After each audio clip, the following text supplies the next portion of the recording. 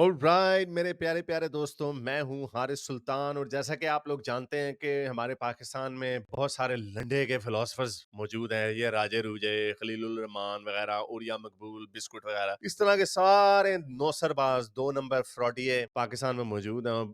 Lecture देते हैं बड़ा बैठ के ना, ओह जी पाकिस्तान का बड़ा फ्यूचर है। फ्यूचर क्या है जी? ये मुल्क में इन्होंने मजहबी शिद्दत को फैलाया। एक तो ये है जिससे सोसाइटी नीचे गई, दूसरी तरफ करप्ट पॉलिटिशियंस ने इस मुल्क को दोनों हाथों से लूटा।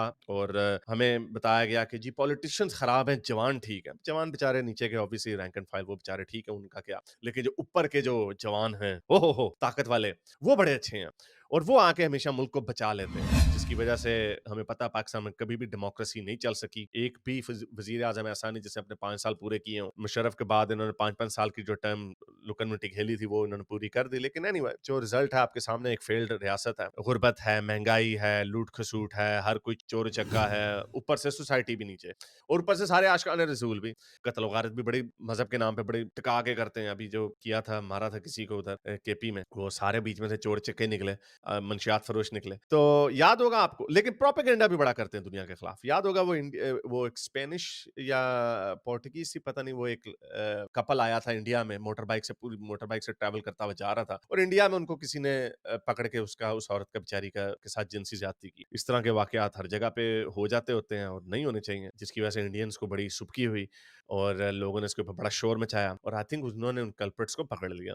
तो ये चीजें थर्ड वर्ल्ड कंट्रीज में, हम सॉरी, होती रहती हैं। और यही, लेकिन प्रोपेगेंडा ये किया गया कि देखो वो तालिबान के एरिया से गुजरे, पाकिस्तान से गुजरे, लेकिन इंडिया में आके बेचारी को कर दिया, क्योंकि इंडिया एक वो जी rape capital of the world है। प्रोपेगेंडा उन्होंने करना होता है। लेकिन पाकिस्तान में मोबाइल स्नैचिंग क्या होती है, मैं बड़े अरसे से कहता हूं कि पाकिस्तान टूरिस्ट के लिए सेफ नहीं है, और मर्दों के लिए भी सेफ नहीं है। लेकिन इमरान खान साहब ने खूब प्रोपेगेंडा किया। इन्होंने सोशल मीडिया इन्फ्लुएंसर्स को बुलाया। वो एजरा, वो पता नहीं कौन सी लड़की थी, वो, उसने भी इंस्टाग्राम पे खूब इन लोगों ने वीडियोस वगैरह बनाई कि पाकिस्तान बड़ा सेफ है, टूरिज्म, स्विट्जरलैंड ऑफ एशिया, ये वो बड़ा खूबसूरत है, इसमें कोई गलत बात नहीं। लेकिन जो वहां के लोग हैं, जो स्विट्जरलैंड ऑफ पाकिस्तान के जो लोग हैं, वो ऐसे घूरियां डालते हैं औरतों को, चादर ना पहनी हो तो आंखों के साथ आपकी इज्जत लूट लेते हैं। I am just using that word because Urdu में इसका और कोई वर्ड बनता नहीं है आम जबान में। तो प्रोपेगेंडा किया। लेकिन और राजे रूजे कहते हैं नहीं, हलाल टूरिज्म होनी चाहिए। देखिए हलाल टूरिज्म का बड़ा स्कोप है, $1 बिलियन। तो हलाल टूरिज्म, क्योंकि हम ये कहते हैं कि आपके लोगों को जब आपने उठाया नहीं है, तो कैसे कोई गोरी, कोई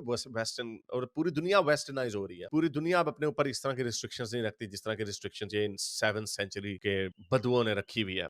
50% आबादी दुनिया की औरतें हैं, आपने उनके ऊपर तंबू के नाते रख दी हैं, तो वो क्या ट्रैवल करेंगे? तो इसलिए पाकिस्तान में कोई एक तो इस वजह से नहीं आता। दूसरा, को गोरा मर्द वगैरह आ जाते हैं, वो कहते हैं हाँ चलो जी हम देख लेते हैं। बहुत सारे इस तरह के इन्फ्लुएंसर्स क्लिक्स के लिए, वीडियोस के लिए अफगानिस्तान में तालिबान के पास भी जाते हैं, उनको भी ग्लोरीफाई करते हैं, और तालिबान भी उनको लड्डू शड्डू खिलाते हैं। वो जाहिर बात है, उन्होंने भी अपना प्रोपेगेंडा करना होता है।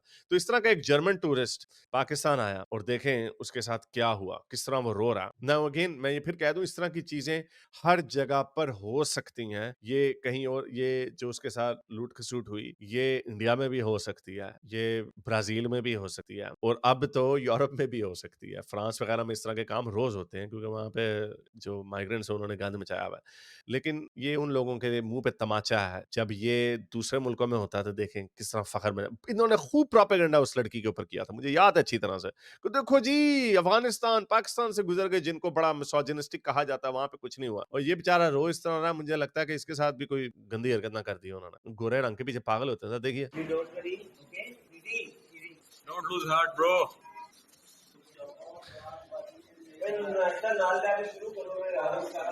तो बहरहाल उसको, जो लोग हैं इर्द गिर्द के, जो अमला है, मेरा ख्याल ये पुलिस के लोग होंगे, वो ऑब्वियसली उसको दिलासा बेचारे को दे रहे हैं। लेकिन ये वो बड़ा ट्रॉमेटिक एक्सपीरियंस होता है गोरों के लिए। हमारे तो वहां पे लोग आए जाते जाते चपेड़ कर आते थे ना, हमें तो आदत होती है चांटे कराती आ, और रोज किसी का मोबाइल छीना होता है। अब तो हमारी सबको इस चीज की आदत हो गई। गोरे बेचारे, उन्होंने वायलेंस नहीं देखा होता, इसलिए तो यूरोप में वो पागल हुए हैं कि वो अफ्रीका से, सीरिया से, लिबिया से, मिस्र से आके उनको कुन्ने कुन्ने घर आ जाते हैं। वो बेचारे हैं, उन्हें समझ, क्योंकि गोरों में में वायलेंस बहुत नीचे जा चुका है, उनके अंदर इस चीज का कॉन्सेप्ट उस तरह का नहीं रहा, तो इसलिए वो बेचारा मोटरसाइकिल टूर कर रहा था, उसको कुछ लोगों ने आगे पकड़ के बेचारे को चिपड़े भी कराई हैं, उससे मोबाइल, उससे बटवा, उसका पासपोर्ट वगैरह हर चीज छीन लिया, पासपोर्ट भी छीन लिया। वो इसलिए है कि पासपोर्ट के साथ भी 2 नंबरी करके हम जर्मनी का वीजे की जरूरत नहीं पड़ेगी।